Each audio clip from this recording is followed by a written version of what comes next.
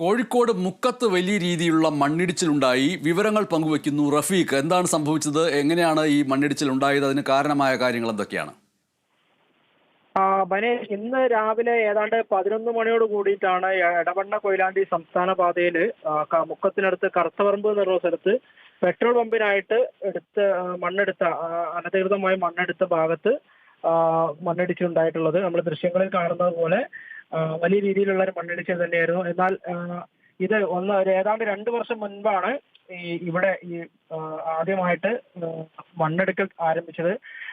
ജിയോളജിയും മറ്റ് അധികൃതരും കൊടുത്ത അളവിൽ കൂടുതൽ, അതായത് അനുമതി നൽകിയതിൽ കൂടുതൽ മണ്ണെടുത്തത് കൊണ്ട് അന്ന് അവിടുത്തെ നാട്ടുകാർ പ്രക്ഷോഭത്തിന് ഒരുങ്ങുകയും അത് ജിയോളജി വന്ന് അതിനെ നിർത്തിവെക്കുകയും ചെയ്തിരുന്നു. എന്നാൽ പിന്നീട് അത് ഒരു ഫൈനെല്ലാം കെട്ടി വീണ്ടും പണി ആരംഭിച്ചു. അതിനുശേഷം വീണ്ടും അവിടെ ഒരു മണ്ണിടിച്ചിലുണ്ടായി. അതിന്റെ ഈ പെട്രോൾ പമ്പിന്റെ റൂഫ് അടക്കമുള്ള ഭാഗങ്ങളെല്ലാം തകർന്നിരുന്നു. അതിനുശേഷം കുറെ ഗ്യാപ്പ് വന്നതിന് ശേഷം ഇപ്പോൾ 2 മാസമായിട്ടാണ് വീണ്ടും ഇവിടെ പ്രവൃത്തി ആരംഭിച്ചത്. അതിനിടയിലാണ് ഇന്ന് ശക്തമായ മഴയിൽ ഇന്ന് രാവിലെ 11 മണിയോട് കൂടിയിട്ട് ഇവിടെ മണ്ണിടിച്ചിലുണ്ടായിട്ടുള്ളത്. ഗണേഷ്, റഫീഖ് തോട്ടുമുഖത്തിന്റെ വിവരങ്ങൾ കൂടുതൽ നമ്മൾക്ക് ലഭിക്കേണ്ടതുണ്ട്. അവിടെ തുടരുക.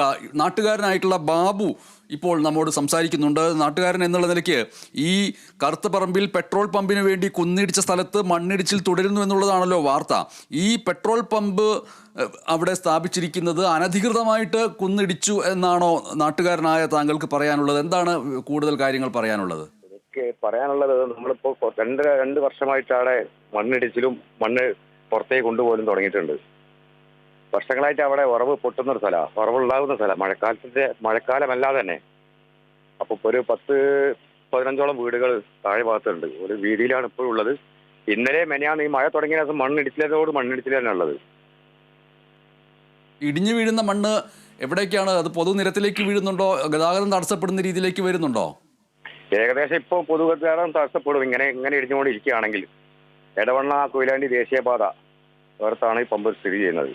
ഈ ദേശീയപാതയോട് ചേർന്ന് കുന്നിന്റെ താഴ്വാരങ്ങളിൽ ജനങ്ങൾ താമസിക്കുന്നുണ്ടോ? വീടുകളോ മറ്റോ ഉണ്ടോ? വീടുകളുണ്ട്. 15ഓളം വീടുകൾ തൊട്ടടുത്ത് തന്നെ ഉണ്ട്. ചായക്കടകളും മറ്റും. ചായക്കടകൾ അങ്ങാടിയിൽ, തൊട്ട താഴെയുള്ള അങ്ങാടി. ഈ മണ്ണിടിച്ചിലിന്റെ താഴെ ഭാഗത്ത് ഒരുപാട് വീടുകൾ, 10-15ഓളം വീടുകൾ തന്നെ തൊട്ടടുത്തിട്ടുണ്ട്. അത് ഒരു തരത്തിലും മണ്ണിടിക്കാൻ പാടില്ലാത്ത ഒരു സ്ഥലത്താണ് അവിടെ ഈ പെട്രോൾ പമ്പിന് വേണ്ടി സ്ഥാപിച്ചത് എന്നാണോ? അതെ അതെ അതെ, തീർച്ചയായിട്ടും. ഈ പെട്രോൾ പമ്പിന്റെ മേൽക്കൂര അതിന്റെ പേരിൽ നശിച്ചിട്ടുണ്ടല്ലോ. അപ്പോൾ അതിന് നഷ്ടപരിഹാരം അവകാശപ്പെടാൻ വാസ്തവത്തിൽ പെട്രോൾ പമ്പുകാർക്ക് അവകാശമുണ്ടോ? അതിനെക്കുറിച്ച് എനിക്കറിയില്ല. എന്തായാലും കഴിഞ്ഞ പ്രാവശ്യം മണ്ണിടിച്ചിലുണ്ടായപ്പോ അവിടെയുള്ള തൊഴിലാളികൾ. ലിൻഡോ ജോസഫ് ഇപ്പോൾ നമ്മോടൊപ്പം ചേരുന്നു. നമസ്കാരം. ഈ മണ്ണിടിച്ചിൽ അതിന് കാരണമായിട്ടുള്ളത് പെട്രോൾ പമ്പിന് വേണ്ടി മണ്ണിടിച്ചു എന്നുള്ളതാണ്. അത് ഉചിതമായ നടപടിയായിരുന്നോ? അത് അധികൃതമായിരുന്നോ അനധികൃതമായിരുന്നോ? ഇപ്പോൾ അതേക്കുറിച്ചിട്ട് ആലോചിക്കേണ്ട ഒരു അവസ്ഥയാണോ? നേരത്തെ ഈ മണ്ണിടിച്ച് ആദ്യം ഒരു മണ്ണിടിച്ചിൽ ഉണ്ടായ ഘട്ടത്തിൽ ജിയോളജി വകുപ്പിനോട് അത് പരിശോധിക്കാൻ വേണ്ടിയിട്ടുള്ള നിർദ്ദേശം കൊടുത്തിരുന്നു. ജിയോളജി വകുപ്പ് പരിശോധിച്ച് ജിയോളജി വകുപ്പിന് അനുമതിയോട് കൂടിയിട്ടാണ് മണ്ണിടിക്കുന്നത്. അതിന്റെ മറ്റു കാര്യങ്ങളെല്ലാം നോക്കിയിട്ടാണ് മണ്ണിടിക്കുന്നത് എന്നുള്ള വിവരമാണ് നമുക്ക് കിട്ടിയിരുന്നത്. പിന്നീട് അതുമായി ബന്ധപ്പെട്ടുകൊണ്ട് മണ്ണിടിച്ചിൽ തുടങ്ങിയ ശേഷം ശാസ്ത്രീയമായ രീതിയിൽ അത് മണ്ണിടിക്കാത്തതിന്റെ ഭാഗമായി സംഭവിച്ചതാണ് എന്ന് ജിയോളജിയിൽ നിന്നൊരു വിവരം കിട്ടിയിരുന്നു. അപ്പോൾ ശാസ്ത്രീയമായിട്ട് എങ്ങനെയാണോ മണ്ണിടിക്കേണ്ടത് അതിന്റെ സ്പെസിഫിക്കേഷൻസ് എല്ലാം പാലിച്ചുകൊണ്ട് മാത്രമേ അനുമതി കൊടുക്കാവൂ എന്നുള്ള നിർദ്ദേശം അവർക്ക് കൊടുത്തിരുന്നു. അതേ തുടർന്ന് ജിയോളജി വീണ്ടും വന്ന് സ്ഥലപരിശോധന നടത്തി അതിന് കൃത്യമായ മാനദണ്ഡങ്ങൾക്കനുസൃതമായി മാത്രമേ നടപ്പിലാക്കാൻ വേണ്ടി സാധിക്കൂ എന്നുള്ള നിലയിൽ വിവരം കൊടുത്തു എന്നുള്ളതാണ് നമ്മുടെ അറിവ്. ഏതെങ്കിലും തരത്തിൽ ജിയോളജി വകുപ്പുമായി ബന്ധപ്പെട്ടുകൊണ്ട് ഏതെങ്കിലും തരത്തിൽ മറ്റേതെങ്കിലും അനിഷ്ട സംഭവങ്ങൾ നടന്നിട്ടുണ്ടെങ്കിൽ അത് പരിശോധിക്കാനുള്ള ഒരു തീരുമാനവും ഗവൺമെന്റിന്റെ ഭാഗത്തുണ്ടാവും. ഇന്നും അടുത്ത ദിവസങ്ങളിലും ഇതേപോലെ ആ ഭാഗത്ത് മണ്ണിടിയാതിരിക്കാനോ മറ്റോ എന്തെങ്കിലും ഒരു നടപടിക്രമങ്ങൾക്ക് സാധ്യതയുണ്ടോ? ഇടിയാതിരിക്കാൻ ഇപ്പോൾ നമുക്ക് മറ്റു കാര്യങ്ങളൊന്നും ഇപ്പൊ നിലവിൽ അവിടെ ചെയ്യാൻ വേണ്ടി കഴിയുന്ന സാഹചര്യം അല്ല അത് അവിടെ ഉള്ളത്. നാട്ടുകാരനായ ബാബു എന്നയാൾ സംസാരിച്ചപ്പോൾ പറഞ്ഞത് അതിന്റെ താഴെ ചില വീടുകളുണ്ട്, ചില ചായക്കടകളുണ്ട്. അവിടങ്ങളിലുള്ളവരെ ഒഴിപ്പിക്കേണ്ട അത്രയും വലിയ ഒരു ഭീകരാവസ്ഥയുണ്ടോ? ഇല്ല, അത് നേരത്തെ ഇടിഞ്ഞ് അതേപോലെ തന്നെയാണ് ഇത്തവണ ഇടിഞ്ഞിരിക്കുന്നത്. അത് ക്രോസ് ചെയ്ത് നമ്മുടെ സ്റ്റേറ്റ് ഹൈവേ എടവണ്ണ കൊയിലാണ്ടി സംസ്ഥാന പാത കടന്നു പോകുന്നുണ്ട്. അതിന്റെ ഓപ്പോസിറ്റ് സൈഡിലാണ് ഇത് വരുന്നത്. അപ്പോൾ സ്റ്റേറ്റ് ഹൈവേയുടെ അപ്പുറയും ഇപ്പുറയും ഉള്ള സ്ഥലങ്ങളായിട്ടാണ് ഇതുള്ളത്. ജിയോളജി വകുപ്പ് ഇതിന് ഒരു അംഗീകാരം നൽകിയെങ്കിലും അനുവാദം നൽകിയെങ്കിലും ജിയോളജി വകുപ്പിൻ്റെ നടപടിക്രമങ്ങൾ അനുസരിച്ചാണ് ഇത് ചെയ്യുന്നത് എന്ന് അവർ ആ സമയത്ത് പരിശോധിച്ചില്ലായിരുന്നു എന്നാണോ മനസ്സിലാക്കേണ്ടത്? ആദ്യഘട്ടത്തിൽ വേണ്ടത്ര ഒരു പരിശോധന അതിന്റെ ഭാഗമായിട്ട് നടത്തിയിട്ടില്ല എന്നുള്ളതാണ് മനസ്സിലാക്കുന്നത്. ആ സമയത്താണ് ആദ്യം നമ്മളൊരു പരാതി കൊടുത്തു. ആ പരാതിയുടെ അടിസ്ഥാനത്തിലാണ് ജിയോളജിയോട് വീണ്ടും പരിശോധിക്കാൻ വേണ്ടി പറഞ്ഞത്. അപ്പോൾ ആദ്യഘട്ടത്തിൽ അവർ പരിശോധിച്ച ഘട്ടത്തിൽ അനുമതി ഉണ്ടായിരുന്നു. പക്ഷേ ജിയോളജിയുടെ ഒരു ഇത്തരം വലിയ രൂപത്തിൽ മണ്ണെടുക്കുന്ന ഘട്ടത്തിൽ ഉണ്ടാവേണ്ടുന്നതായിട്ടുള്ള മാനദണ്ഡങ്ങൾ വേണ്ടത്ര രൂപത്തിൽ പാലിച്ചിട്ടില്ല എന്നുള്ളതാണ് ആദ്യഘട്ടത്തിൽ മനസ്സിലാകുന്നത്. പിന്നീട് അവർക്ക് വീണ്ടും അനുമതി കൊടുത്ത ഘട്ടത്തിൽ അതെല്ലാം പാലിച്ചുകൊണ്ട് മാത്രമേ ഇനി മണ്ണെടുക്കാൻ വേണ്ടി കഴിയൂ എന്നുള്ള നിർദ്ദേശം കൊടുത്തു എന്നാണ് നമുക്കറിയാൻ കഴിഞ്ഞത്. ഒരു കാര്യം കൂടി, സമീപപാതകളിലൂടെ വാഹനങ്ങൾ പോകുമ്പോൾ മണ്ണ് ഇടിഞ്ഞു വീണാൽ ഗതാഗതം തടസ്സപ്പെടുമെന്നല്ലാതെ വാഹനത്തിന് മുകളിലേക്ക് വലിയ രീതിയിൽ മണ്ണ് ഇടിഞ്ഞു വീഴുന്ന ഒരു സാഹചര്യം ഇല്ല എന്നല്ലേ കരുതേണ്ടത്?